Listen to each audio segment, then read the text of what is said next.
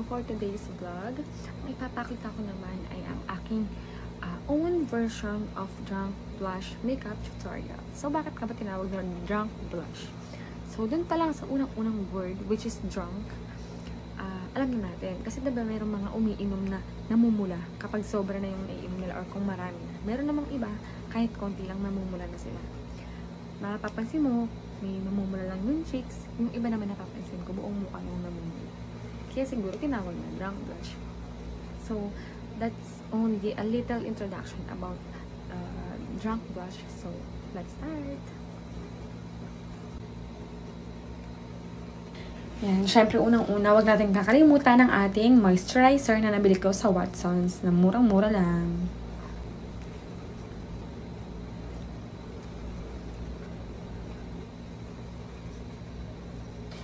Ayan, hayaan natin ma-absorb ng ating mukha ang moisturizer.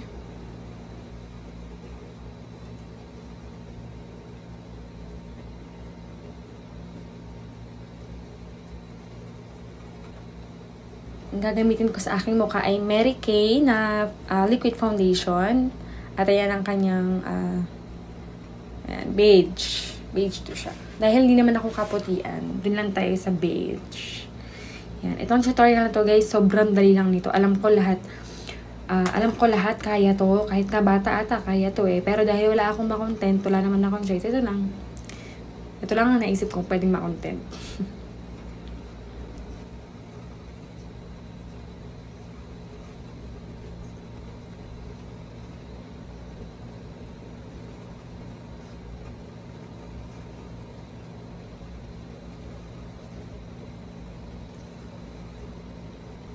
Ngayon naman para sa kilay, ang ating gagamitin ay itong nabili kong liquid gel brow.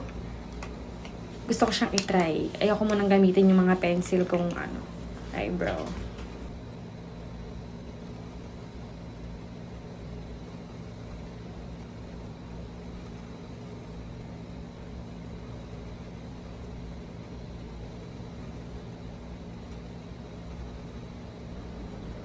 Diba? Pangit. I-brush mo naman, te. Yan. Pero syempre, pagagandahin natin yan.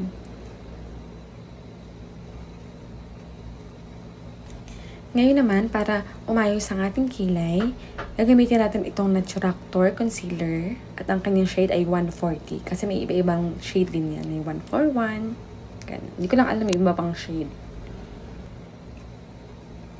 Ayan, kung napapansin nyo guys, kanina diba sobrang kapal ng kilay natin. Kaya natin panipisin yun gamit yung concealer na yan.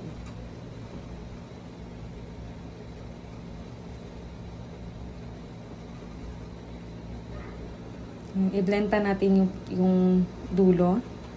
Kasi parang mukha siyang rectangle eh. Ang pangit. Hindi na uso yun ngayon, dati lang uso yun. Ngayon mas uso yung mas mukhang natural na kilay. Pero syempre, hindi ko pa siya totally kayang gawin. Pero hayaan nyo, manonood ako ng mga tutorials sa YouTube kung paano siya gawin. Kasi gusto ko rin talagang matuto. Yan, mas magandang pang-blend yung daliri eh, para sa akin.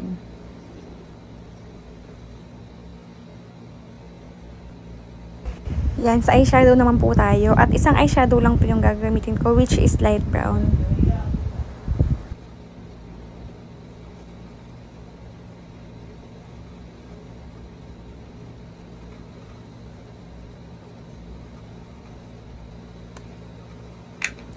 Ayan, tayo naman ay magpa-foundation. Yung ginamit kong foundation is Maybelline. Nose line naman po tayo.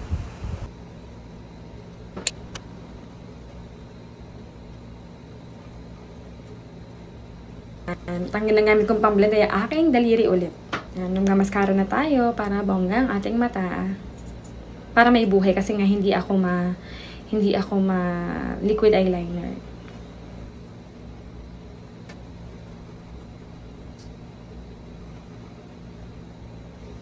Lalagyan ko rin ng eyeshadow yung baba ng aking mata.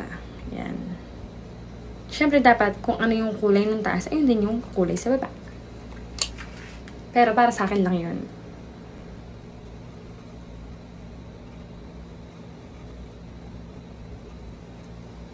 Ngayon, lalagay tayo ng white na eyeshadow dun sa atin yan. Diyan.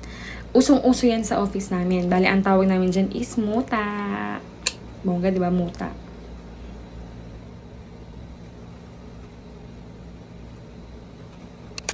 At ito na tayo sa ating drunk blush. Ang ginamit ko dito ay clay blush.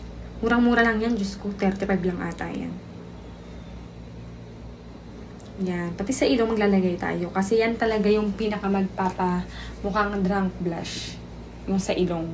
At dapat konektado siya, syempre. Hindi yung sa pisngi, meron. Tapos biglang naktaw sa may gilid ng ilong. Tapos sa tuktok ng ilong ang meron. Dapat konekta yung pagkapula niya.